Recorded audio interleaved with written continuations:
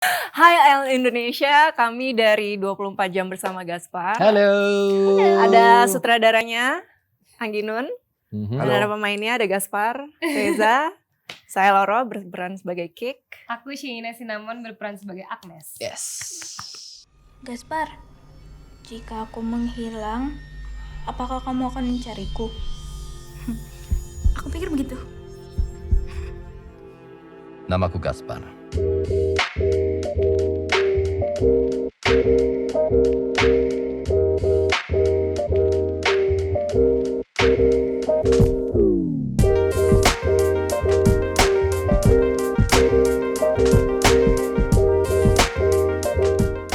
Sebenarnya secara teknis film ini ditawarkan ke saya oleh Visinema. Angga Sasongko waktu menelpon saya itu membacakan sinopsis bagian belakang dari buku novel tersebut dan saya tersentak ternyata wow, 24 jam bersama Gaspar adalah film yang membawa nuansa hari ini menjadi nuansa masa depan yang menurut saya jadi tantangan. Jadi kalau pertanyaan keduanya soal apa yang menjadi tantangan terbesarnya yaitu bagaimana membangun sebuah dunia yang bukan seperti yang dilihat hari ini. Pertama yang kami lakukan waktu itu memang saya bertemu dengan penulis novelnya Sabda Armandio dan dalam pembicaraan itu memang kami seperti sepakat gitu bahwa ada keleluasaan dari dua medium yang berbeda antara novel yang sebenarnya orang membaca, orang bisa berulang-ulang membalik-balik halamannya, bisa mengulangi dari depan atau berhenti di satu titik untuk kemudian melanjutkan membaca berikutnya. Dan satu medium lagi bernama sinema yang sebenarnya mau tidak mau kamu akan duduk di satu tempat menyelesaikan dari detik pertama sampai detik terakhir.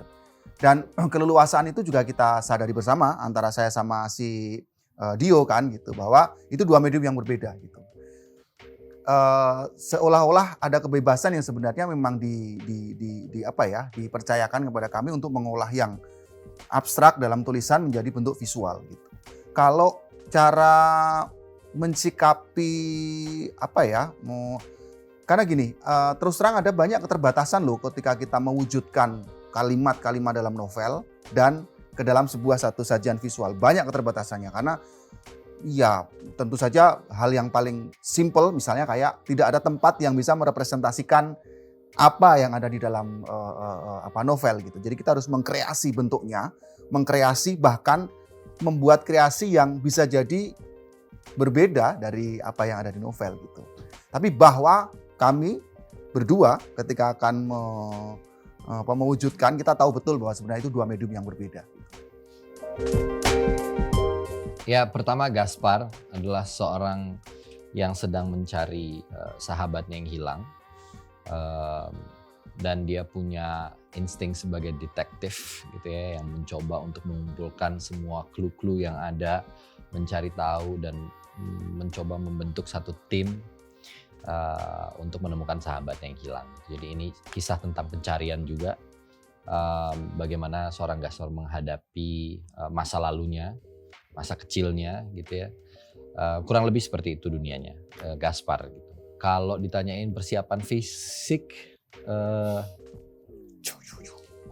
ya ada actionnya tentu, kita ada koreografi, action koreografinya, kemudian ada workshopnya. Tapi di luar itu kalau fisik, ini kan dunianya dystopian ya. Jadi dunia yang di-create dalam film ini adalah dunia yang tidak bisa begitu aja kita lihat dalam keseharian. Tapi dia sangat amat relevan dengan kondisi sekarang juga gitu. Jadi tetap ada konektivitas antara dunia Gaspar yang coba dibangun Mas Anggi dan kawan-kawan dan realitas dunia kita hari ini gitu. Fisik saya mencoba aja untuk bisa menjaga kira-kira look yang cocok buat Gaspar karena ini pertama kalinya sebenarnya saya memiliki potongan haircut yang seperti itu dalam film dan tidak pernah sebelumnya. Jadi rasanya mudah-mudahan itu yang juga disetujui oleh Pak Sutradara saat saya menawarkan, Mas kalau misalnya rambutnya kira-kira begini tuh menurut Mas Anggi gimana? Gaspar ini karakter yang tidak terlalu banyak berdialog sebenarnya. Jadi itu buat saya tantangan tersulitnya. Bagaimana menyampaikan emosi demi emosi, kemudian keresahannya, kompleksitas yang tadi disebutkan melalui sorot mata, melalui intonasi suara, bagaimana mencari pendekatan suara Gaspar yang kira-kira paling dekat dengan karakter yang ada di novelnya, sesuai dengan imaji saya juga gitu ya, dan tentunya visi sutradara. Maka akhirnya kita ketemu satu karakter vokal yang range yang seperti itu. Dan kemudian karena dia tidak banyak sebenarnya berbicara melulu gitu di sepanjang film, Mas Anggi banyak mengambil momen-momen Gaspar tuh yang berpikir, merenung dan lain-lain. Saya memanfaatkan momen itu untuk menunjukkan segala sesuatunya itu dari sorot matanya, dari gerak tubuhnya yang kecil-kecil aja sebenarnya. Gitu sih. Kalau aku sih pertama-tama berusaha untuk tidak pernah menjudge karakter yang akan aku mainkan gitu. Jadi aku selalu berusaha mencari kenapa seseorang bisa sampai seperti itu. Di dunia ini kan manusia nggak ada yang 100% angel, 100% evil. Pasti kan adalah situasi-situasi yang membuat dia terdesak, akhirnya terpaksa melakukan hal yang mungkin dianggap norma tidak seperti yang seharusnya gitu. Tapi aku melihat karakter Kik ini dia kehilangan sahabat kecilnya dia, kemudian dia juga tumbuh besar bersama Gaspar. Jadi suatu hal yang wajar untuk dia berusaha mencari sahabatnya apapun itu demi mengembalikan sahabatnya itu gitu. Sama sih, aku juga setuju. Ditambah lagi kalau misalnya kita membaca sebuah skrip, pasti kan penulis dan juga direkturnya udah ngasih tahu kenapa alasan karakter tersebut punya pemikiran seperti itu kan. Jadi kadang aku cari aja masuk akal nggak ya. Kalaupun nggak masuk akal, ya kan setiap orang beda-beda gitu. Caranya masing-masing, pemikirannya beda-beda. Dan itu juga yang aku aplikasikan setiap kali aku memerankan sebuah karakter gitu. Jadi nggak perlu punya banyak pertanyaan yang kayaknya nggak mungkin deh manusia kayak gini gitu, nggak perlu aku pikirin. Karena pada akhirnya filmnya akan tetap menjadi sebuah film yang karakternya beda-beda yang mereka peranin gitu. Jadi nggak apa-apa. Kayak aku ngebantuin Gaspar itu karena sesimpel dia nggak punya arah dan dia pengennya hidupnya sama Gaspar terus-terusan aja gitu. Lucu. Gemas. Kayak nggak pengen punya arah tapi maunya sama Gaspar. Oh.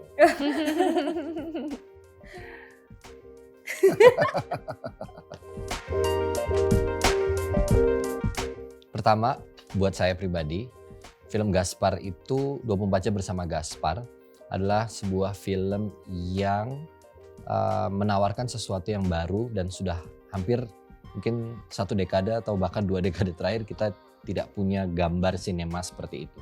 Baik itu dunianya maupun karakterisasinya dan bagaimana pola tutur film ini.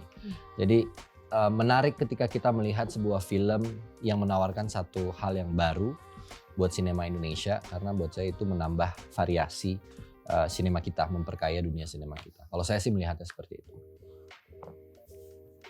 Ya kurang lebih sama, memang kebanyakan kan aku ngerasa setelah pandemi terutama audiens kita tuh menuntut variasi genre yang lebih lagi gitu. Mereka nggak mau terus-terusan di bawah satu genre atau yang sama. Jadi ini memberikan sesuatu yang baru, menawarkan sesuatu yang mungkin aku pun sebagai pemain nggak pernah ngerasain berada di situasi seperti dalam syuting 24 Jam Bersama Gaspar. Dunia yang dibangun, artistiknya, cara pengambilan gambarnya, kostum, makeup, semuanya itu mendukung kita sebagai pemain untuk bisa merasakan hal yang nggak pernah kita rasain sebelumnya. Kalau dari saya ya, sebenarnya kadang membuat film itu tuh nggak harus punya ikhtiar untuk menghadirkan sesuatu yang baru gitu. Terkadang membuat film itu adalah simply as kamu mau bercerita sesuatu. Saya mau bercerita sesuatu dan cerita saya adalah cerita tentang distopian. Cerita saya adalah cerita yang tidak mungkin bisa dilihat dalam hari-hari kita semua keluar dari rumah kemudian melihat ada sesuatu. Tapi itu yang justru bisa jadi membuat ide kami untuk bercerita tentang distopian dan lain-lain itu tampak unik gitu. Padahal ya ini bercerita dan bagaimanapun juga ujung-ujung bercerita itu adalah seorang Gaspar. Orang yang simply seperti semua orang punya masa kecil, punya kehilangan dan dia akan mencari supaya pertanyaan masa kecilnya itu ditemukan, terjawab sebelum dia mati dalam 24 jam ke depan. Dan dunia yang dibangun itu memang dunia yang sebenarnya ya wajar karena saya pengen membangun dunia yang distopian. Nah kadang-kadang pertanyaan tentang kontribusi dan apa-apa kayak gitu tuh kadang-kadang tidak kita pikirkan untuk punya kontribusi apa. Saya sendiri kayak membuat film kayak aku pengen berkontribusi pada sinema Indonesia. Rasanya enggak. Ya, Aku bikin pengen aja. bercerita gitu. Aku pengen simply menunjukkan ada seorang Gaspar yang mencari sahabat masa kecilnya. Dan awalnya mungkin remeh ya mencari sahabat masa kecil itu gitu. Tapi setelah kita tahu dalam kesepian-kesepian tertentu ternyata sejarah-sejarah kita masa kecil itu ternyata punya impact besar pada apa yang Oh ya. sekarang kita Di masa depannya. apa namanya ya kita alami, bahkan keputusan-keputusan kita itu ternyata Benar. dari apa yang terjadi pada masa kecil kita. Dan bagaimana kalau Gaspar itu kehilangan sahabatnya? Ya. Dan Jadi itu yang saya kira. Aku mungkin nambahin sedikit, itu tadi kenapa aku merasa bahwa itu sangat relevan dengan apa yang terjadi hari ini. Tidak dalam bentuk dunianya per se gitu ya, tapi bahwa apa yang mau diceritakan di film ini, journey dari emosi tiap-tiap karakter itu banyak kita bicarakan bahkan hari-hari ini gitu. Iya. Ada hal-hal yang universal sebenarnya soal kehilangan gitu. Tapi begitu kemudian itu ditempelkan pada dunia yang dibangun secara sinema kayak gitu, ya kehilangan-kehilangan itu adalah jembatan untuk membuat orang masuk ke dunia yang tidak pernah dia masuki. Ya. Distopian yang tidak pernah dia masuki. Ini tentang Jakarta yang tenggelam separuh loh gitu. Ini tentang masa yang sebenarnya belum pernah kita alami loh gitu. Yang bukan bright future. Gitu kira-kira.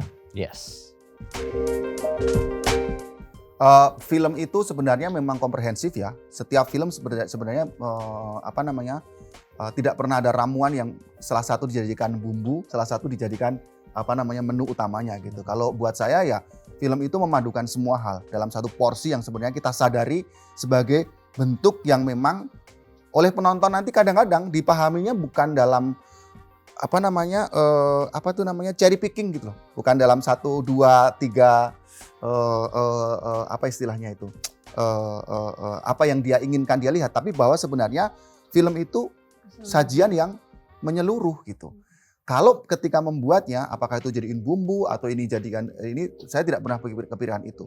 Bahwa relevansi sebuah cerita tentang kehilangan ternyata juga bisa masuk ke dalam suatu konteks bahwa seseorang yang kehilangan di sini ternyata ada hubungannya dengan kesenjangan yang ada. Ada orang yang memang punya akses lebih, orang punya kekuasaan, maka dia seolah-olah berhak untuk kemudian membuat keputusan atas hidup orang lain kayak gitu. Nah, di Gaspar itu terjadi seperti itu. Ya, sajiannya dalam satu rangkaian film itu utuh gitu. Situ beneran mau mati besok. Kau mau ikut? Bisa saya pertimbangkan.